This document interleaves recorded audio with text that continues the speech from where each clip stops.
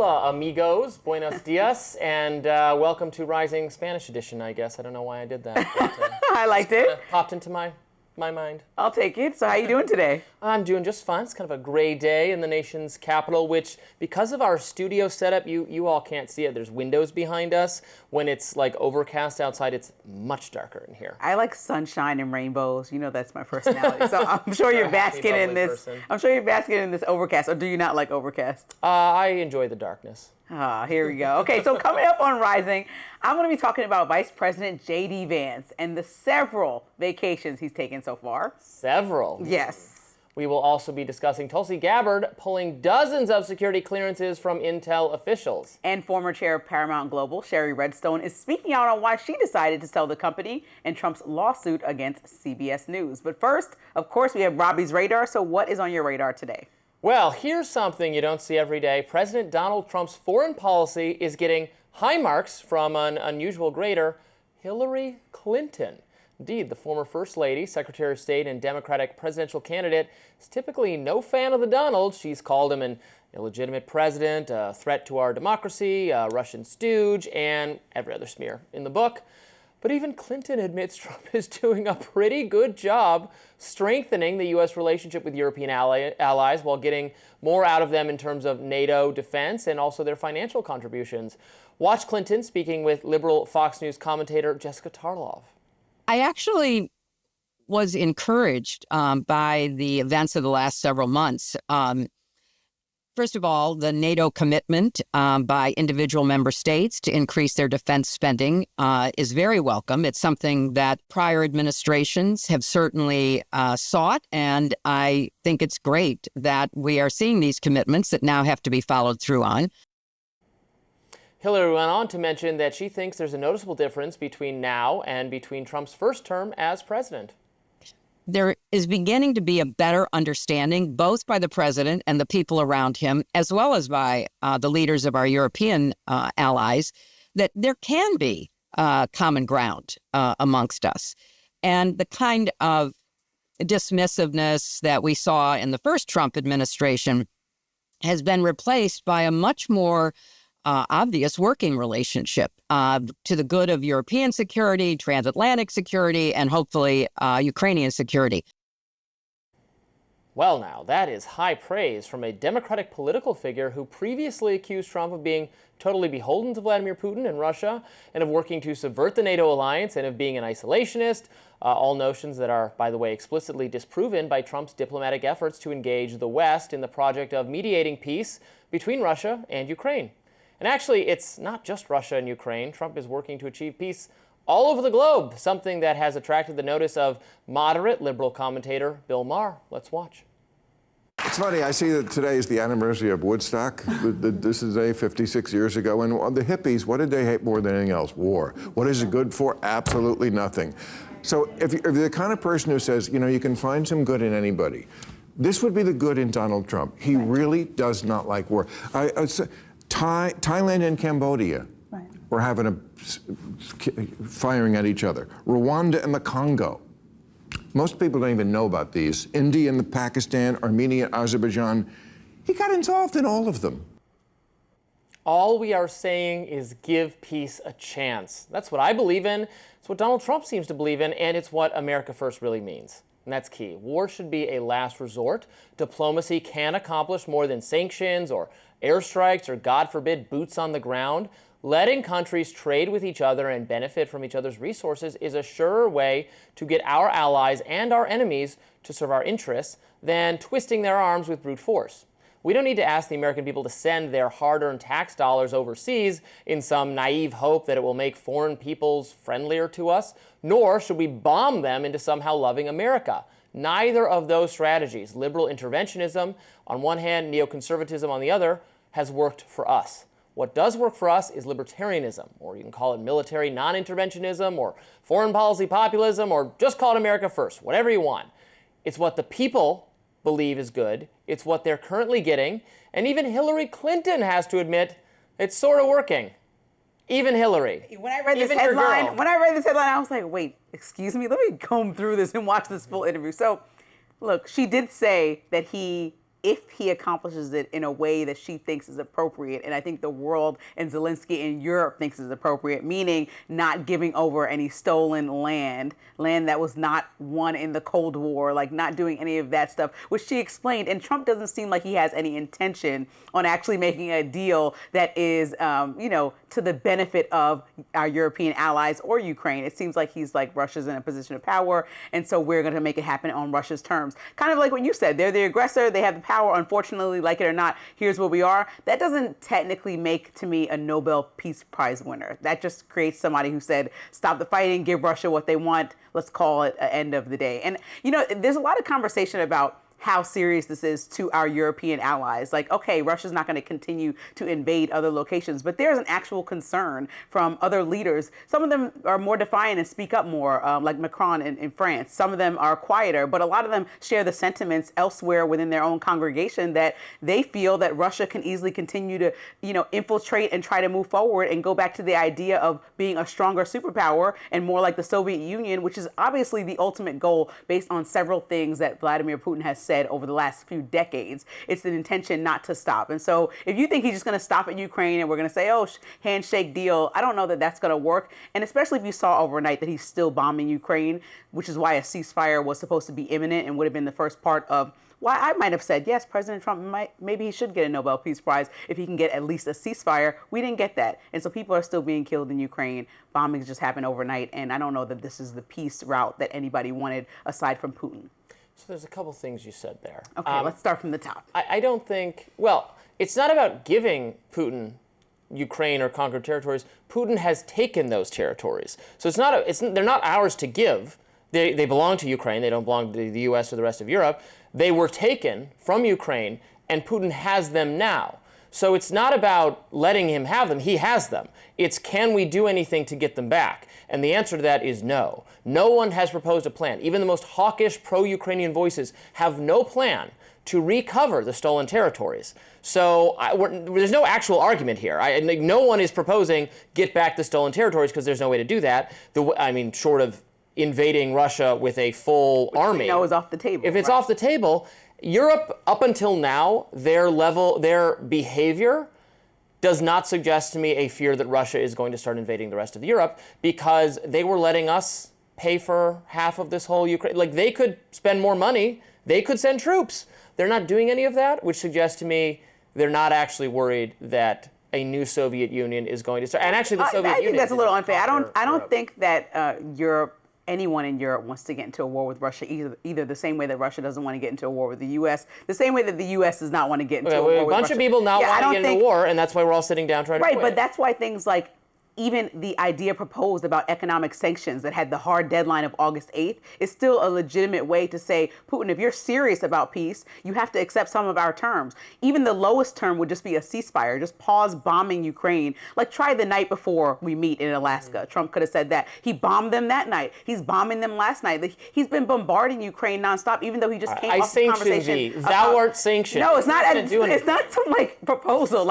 It will ultimately cause grief to people that don't want, the world is experiencing inflation. The world is experiencing, lower incomes. The world is experiencing, hard times. It's not just the U.S. And so Russia and the people of Russia are put in predicaments that affect their wallet and their pocketbook. What's the first way to get people to react? Take away some of their money or cause any type of stress to them. I don't think that Putin wants that for everybody there. I don't think that Russian people want that. And I think that's a start to get him to react, because right now he's not doing anything we want him to do. A ceasefire was the smallest thing and imminent to all those European leaders. And Lindsey, so that... Give peace a chance.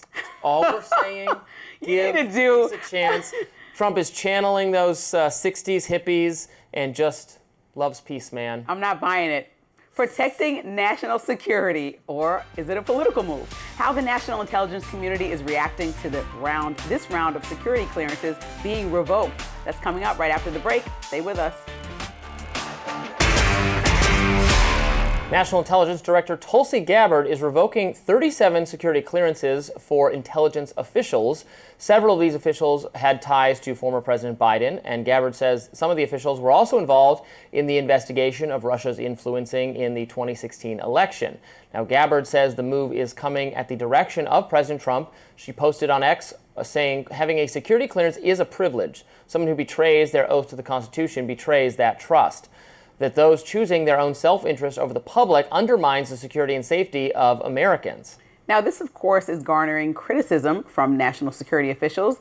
They say she's accusing those getting clearances revoked of politicizing or leaking intelligence without any evidence.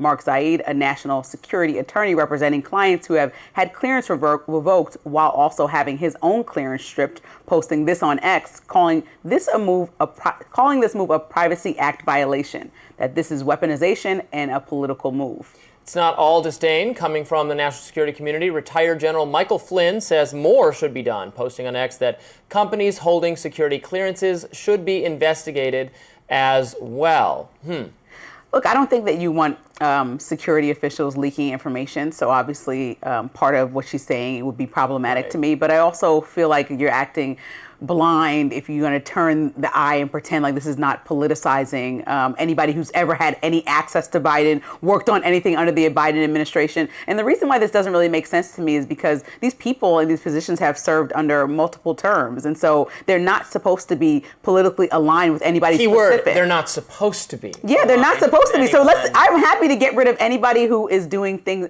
egregious, like leaking information, causing lack of trust within our government institutions. I'm happy to always get those people out of those positions because we want to protect America first.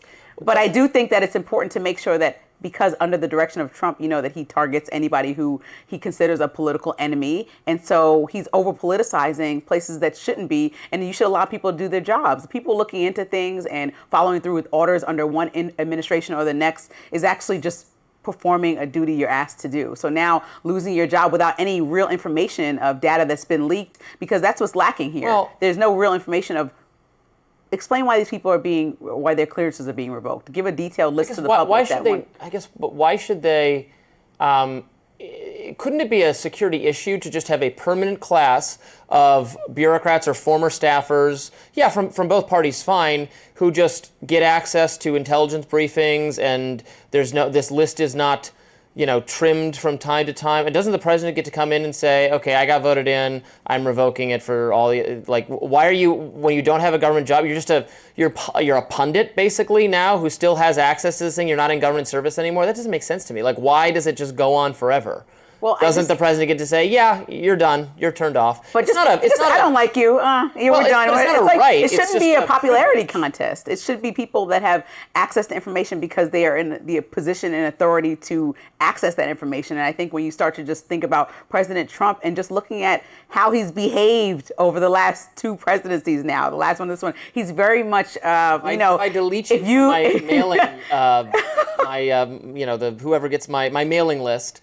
Maybe that's hurtful, but there's not some right to be on it. It always is a larger conversation about why are we doing these things? And kind of he's doing them because they're saying these people were involved in Russiagate. But they're not providing any proof. They were getting. They're not providing proof. Well, they have. They provided lots of proof that ex-intelligence officials all 37 people of convincing the media that in this instance they're not providing 37 examples of why 37 people are getting their clearances revoked. That's what I would like to see. I'm happy to get rid of any corruption within any agency of our government, right? I think everybody's on the same page. But it's just but they haven't provided it. And when you make something so public like Tulsi Gabbard has been doing lately and often, you need to provide details and facts behind your decision. I'm going to give you a headline.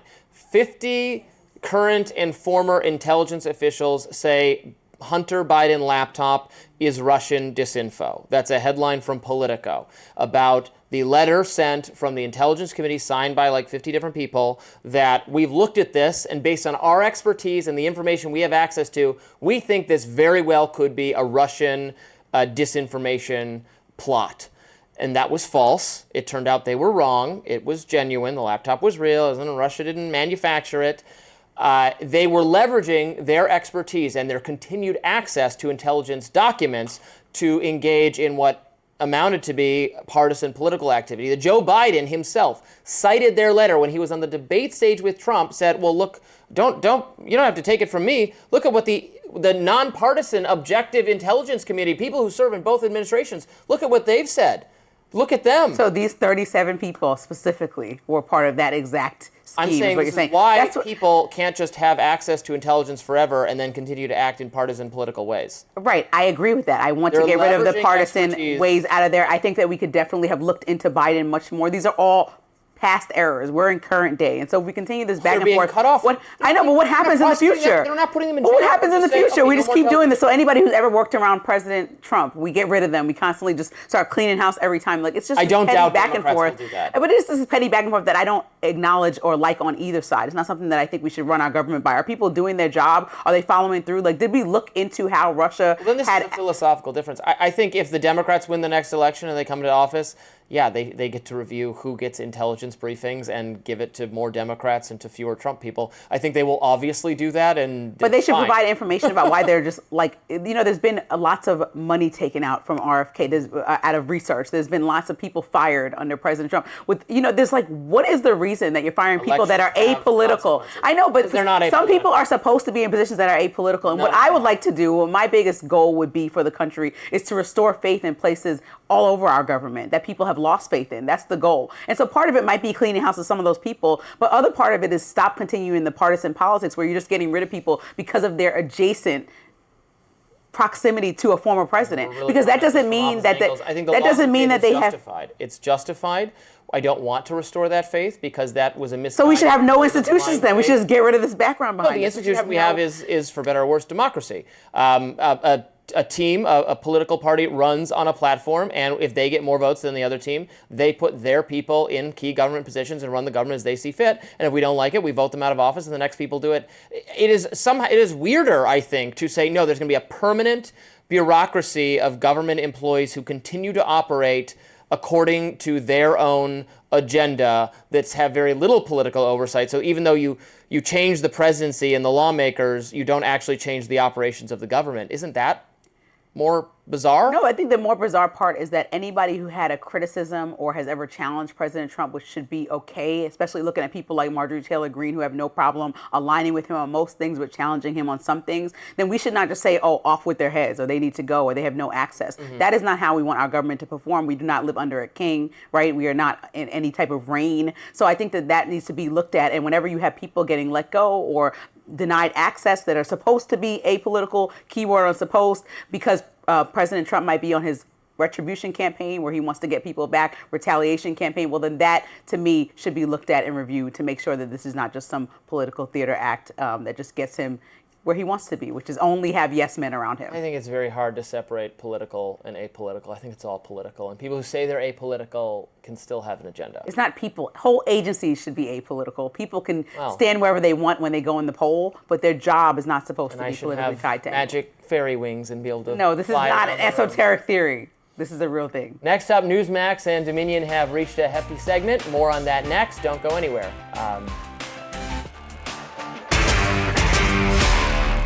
Newsmax and Dominion Voting Systems reached a $67 million settlement agreement over allegedly false statements that were made on the network by Trump allies Sidney Powell and Mike Lindell. Dominion alleged that leading up to the 2020 election, the right-leaning cable news outlet repeatedly aired claims that Dominion's voting technology had been rigged to help Joe Biden defeat Donald Trump. Now, Dominion launched the legal challenge against Newsmax organization months after the 2020 election. This comes after a $787 million settlement from Fox News in another defamation suit. The Newsmax deal marks one of the last remaining Dominion defamation suits that Dominion filed. Now, in an August 15th filing, Newsmax paid $27 million that day, and the remainder is to be paid by 2027.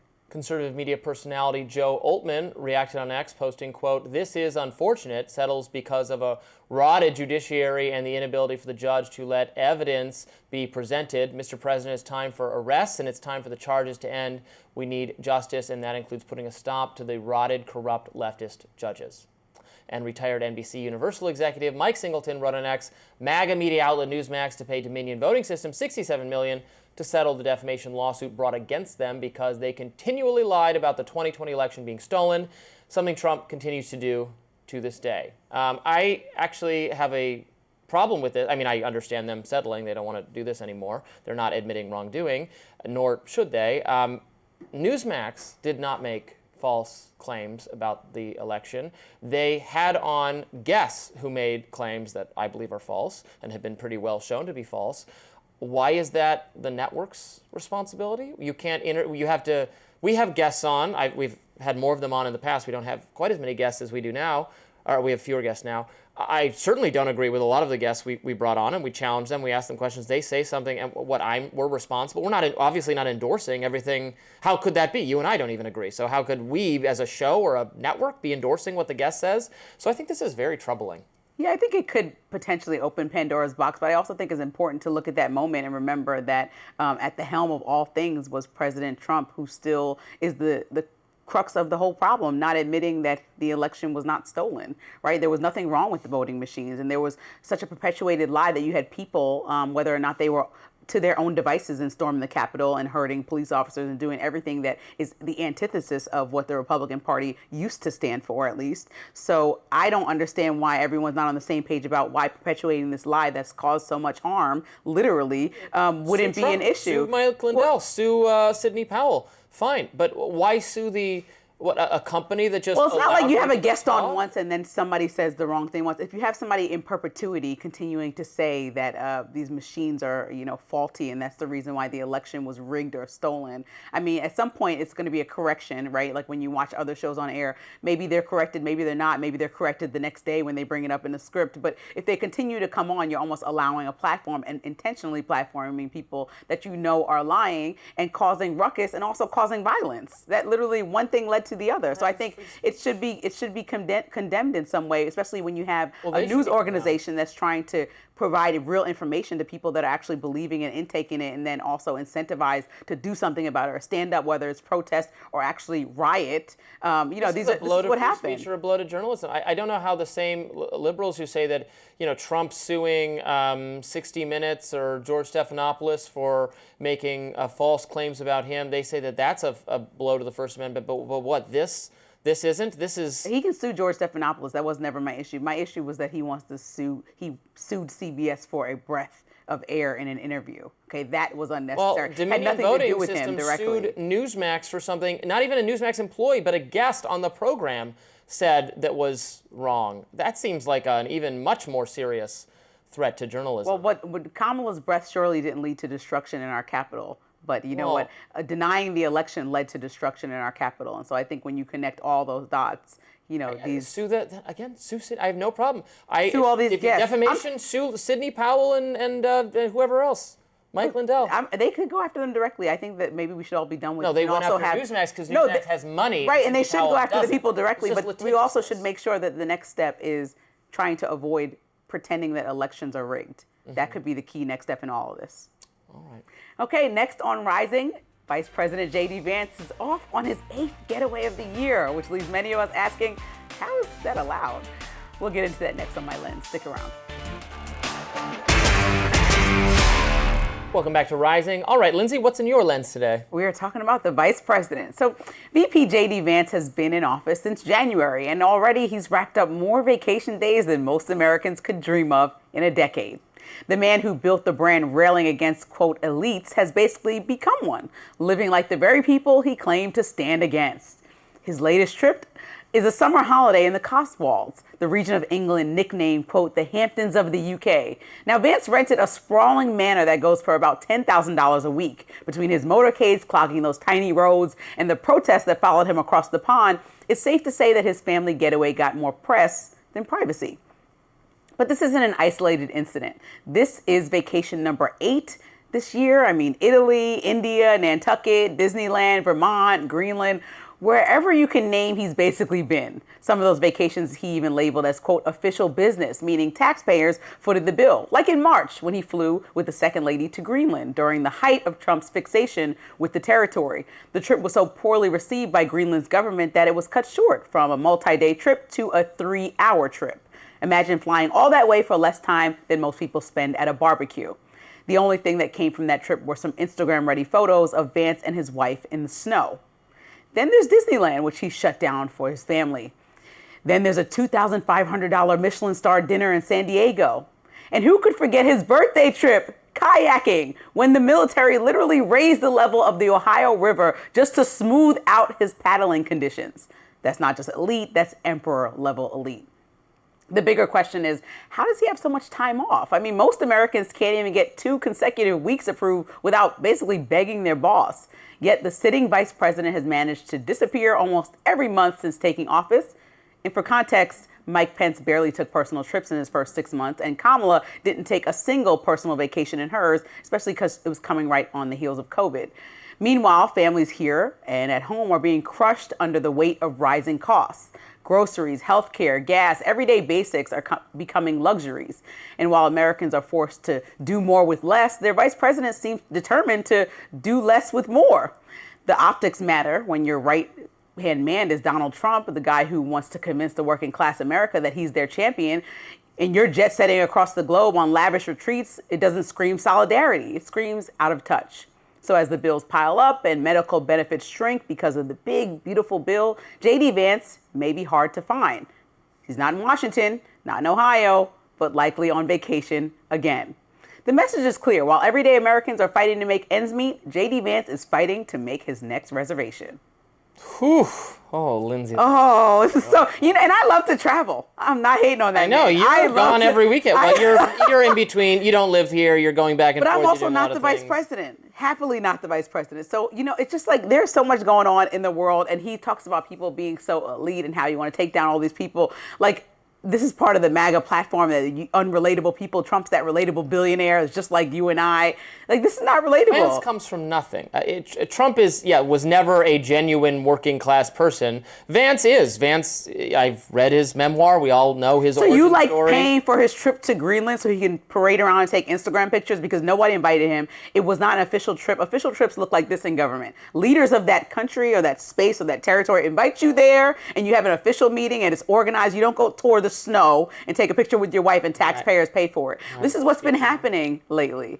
I don't want taxpayers paying for vacations. Thank you. Or political figures, obviously. But if they, of their own money, are going on vacation, I don't care. Just as I never cared, and I know conservatives used to make a whole thing about this, please take a cane and yank me off the stage if you ever hear me say, I can't believe Barack Obama is golfing again. I don't care. They can have weekends on occasion like anybody else. I don't care. He's taken 8 vacations in 7 months. We're not talking about... His job is to be the preside over the Senate, and the Senate is not in session because... No, I didn't say this summer. I said in his first 7 months in office. You understand what I'm saying? So again, some of those things you classified as vacations were in Europe right now, trips. he had 1 meeting. He's in the Cotswold vacation, and he had 1 meeting. And is this a diplomatic trip? Do you mind that you paid for his flight, his first class accommodation? I mean, his entire plane to fly over there to have a vacation in the Cotswold. He had 1 official meeting. This is what I'm saying. Like, it is not relatable when the everyday American... Actually, no, I have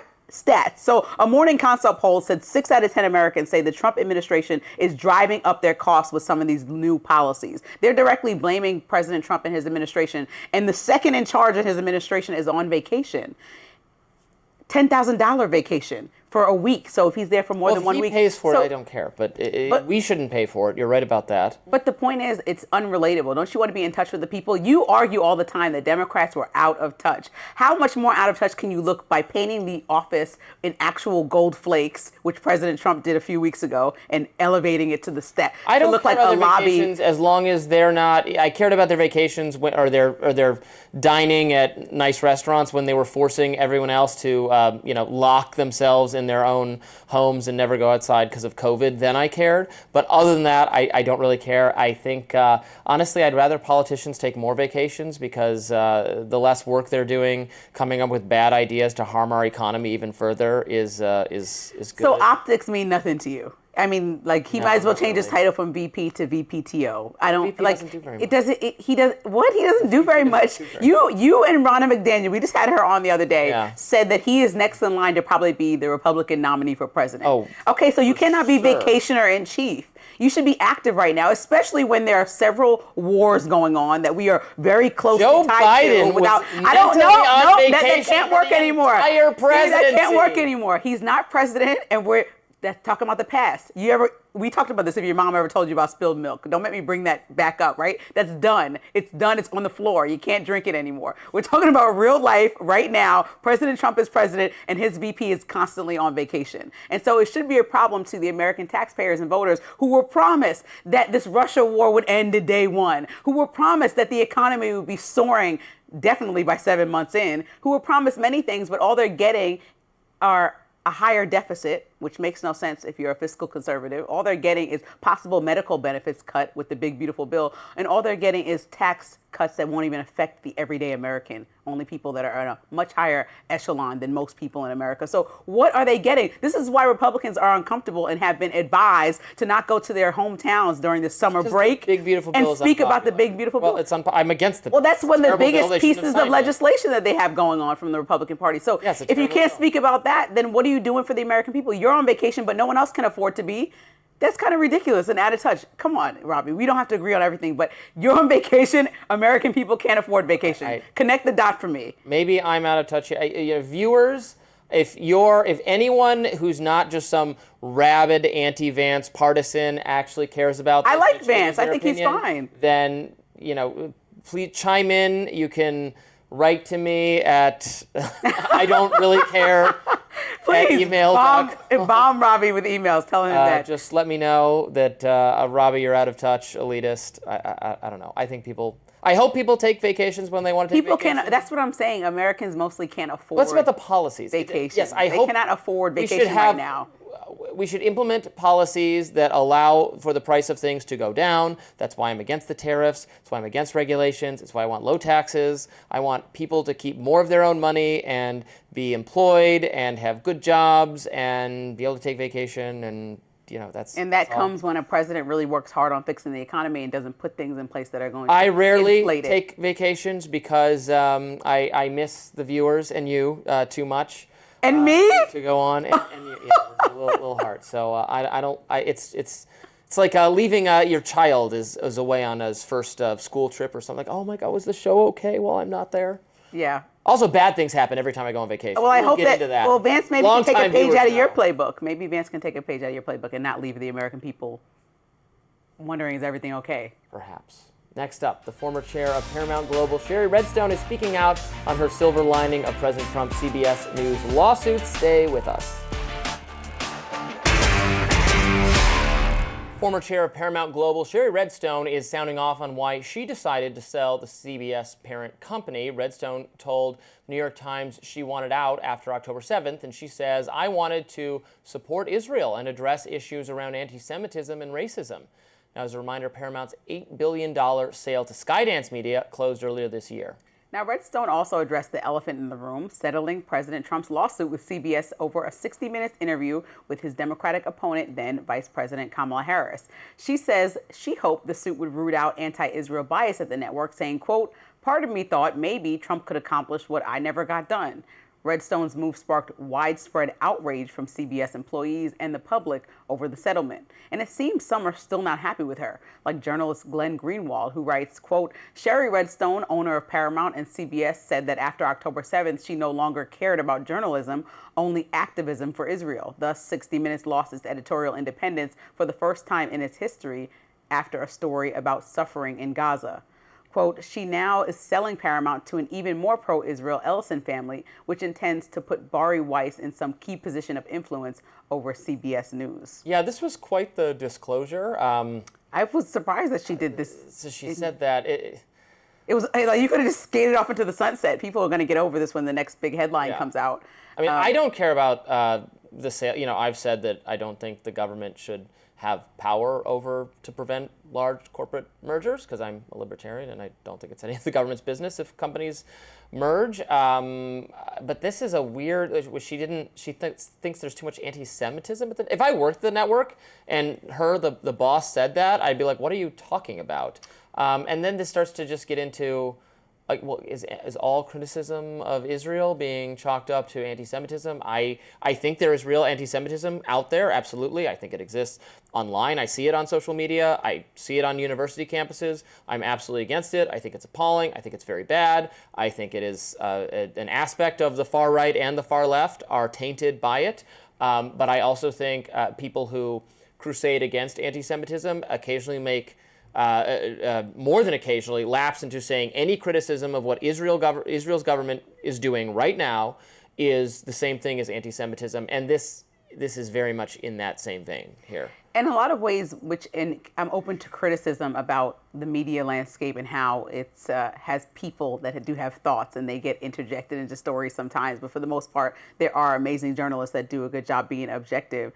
I think that they work best, these organizations, whether they're written articles or whether they're complete news organizations, when the owners of them don't try to dictate the news, because then that's no longer even trying to be news. Like, of course, there are going to be errors in news stories where you have to have corrections or guests on that may go one way or the other. But the owner, like the owner of Nexstar, or the owner, like the owner of, any independent company or any broad conglomerate, should not come down and say, here's my perspective. It should be what has been discussed when you start with, because every national news story is really a local news story first. So what are the people on the ground saying? What have experts that have researched in this field tell you? What have people who've studied this said about what history tells us about these things? And so that's kind of where I would love to get our information from, especially when you have CBS News that's been running itself or 60 Minutes independently without any corporate oversight. There really is this blurred line that happens where people's feelings at any time can just be kind of a wave over the newsroom. And we saw that even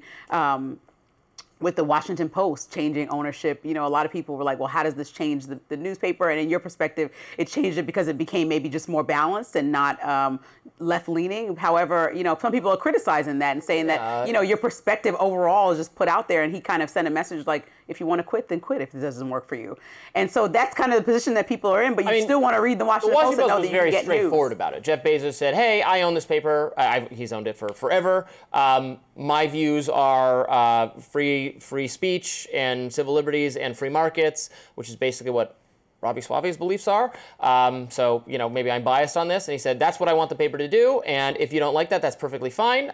You just the door's that way. Should not work here anymore, but this is what we're doing. I'd like everyone to get on board with it. And if you're not on board, this isn't the company for you. It was very, there was nothing underhanded about it. He just said, this is what I want the paper to do. And I think in Shari's instance, she was privately agreeing.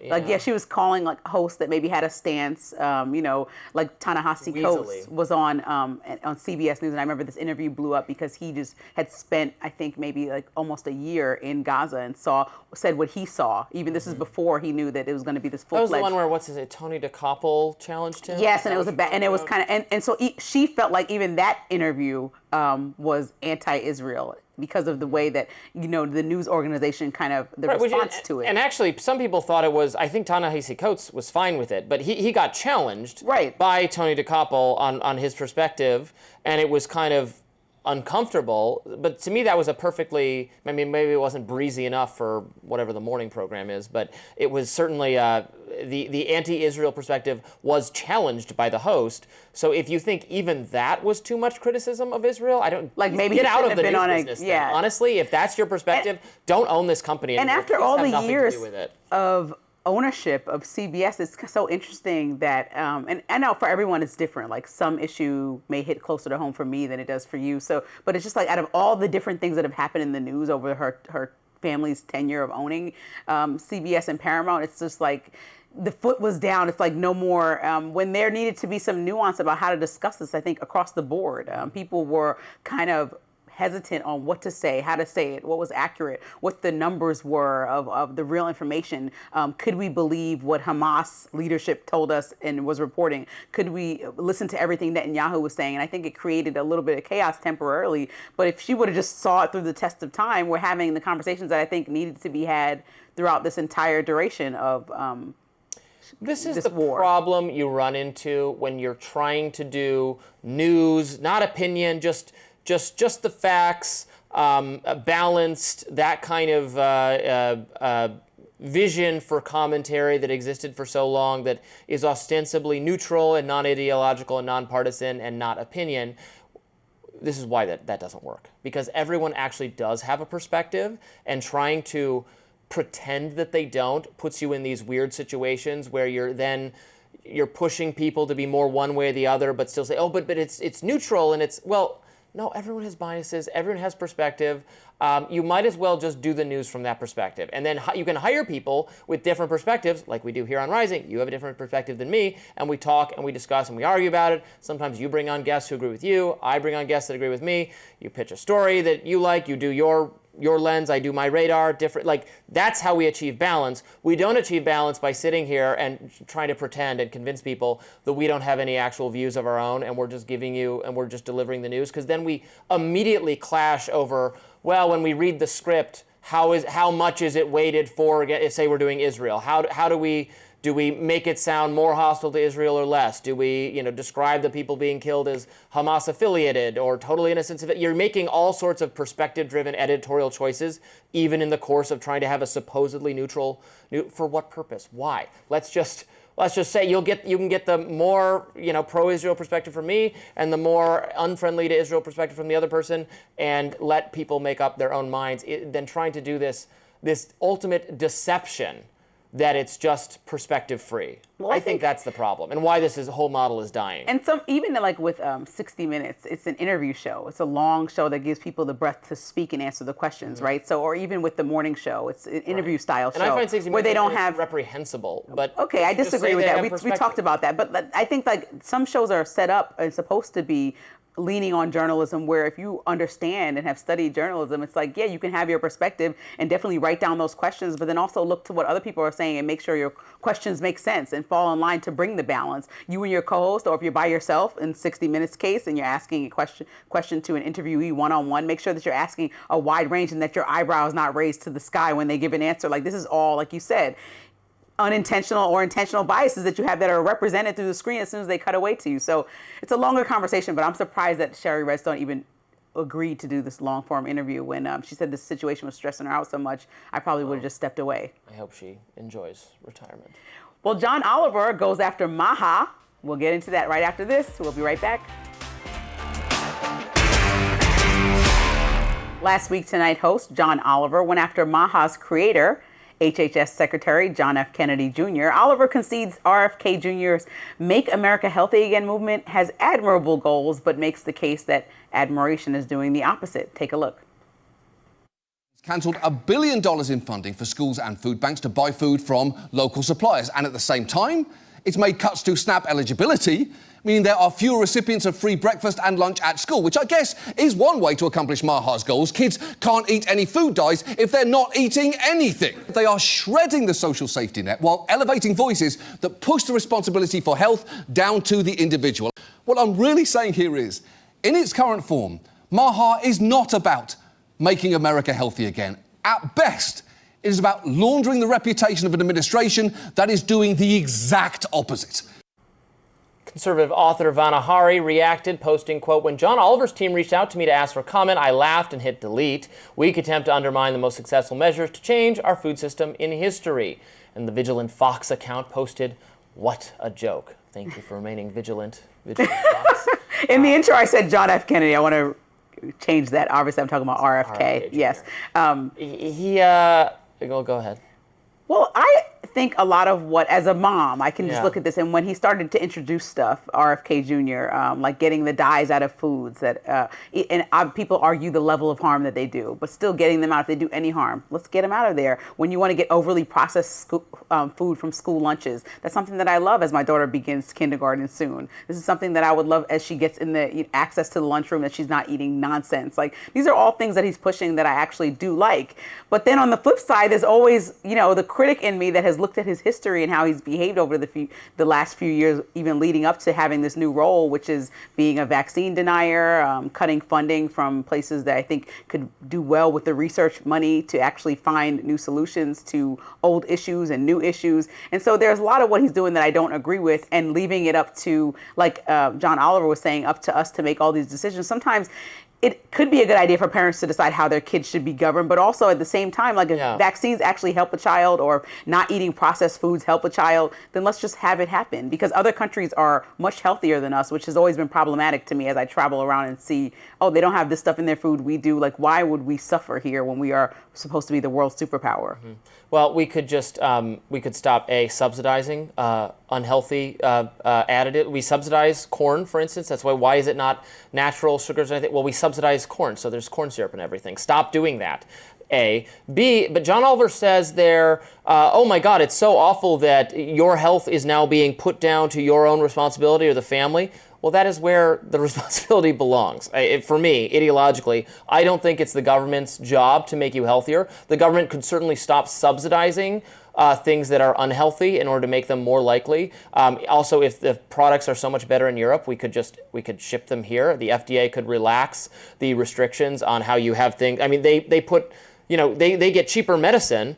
Well, okay, if the FDA gets out of the way, we could import medicine from Europe. It's the same medicine, they just charge them different prices and equalize the price. The reason we can't do that is the FDA has a restriction on it. So there's a lot of ways I hope government gets out of the way, and this is why I was always a little skeptical of RFK Jr., although I appreciate a lot of what he had to say about COVID pandemic mitigation efforts. I don't agree with him, everything he said on vaccines, certainly, but I appreciated him on the health scene. However, he also has a history of getting the government more involved in energy and environment and health that are frankly just big government progressive ideas. So I was wary of that taking hold, but so far I see a lot of working with companies and trying to make it easier for them to do the right thing and have healthier ingredients.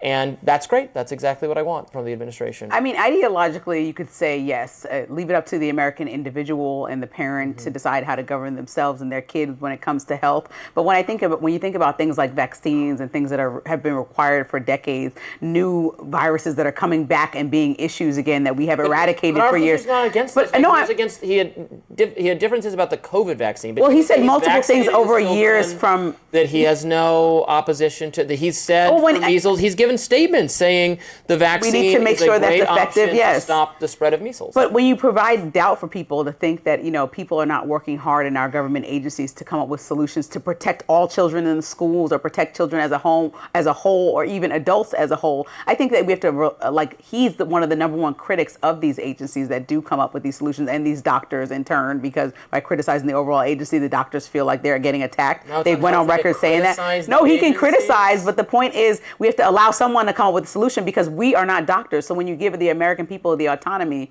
it's like, all right, people can give their kid Benadryl for every single sickness, but that doesn't help. Your kid's going to fall asleep and just be lethargic, and it maybe not have an allergic reaction, but it doesn't solve all things. So the autonomy is good, but we need to make sure that we have some guidance from real experts and doctors.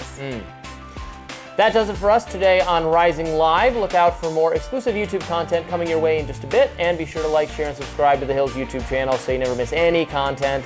And for those of you who like to listen while on the go, we're now available anywhere you can find podcasts, and we will see you back here tomorrow. Bye-bye.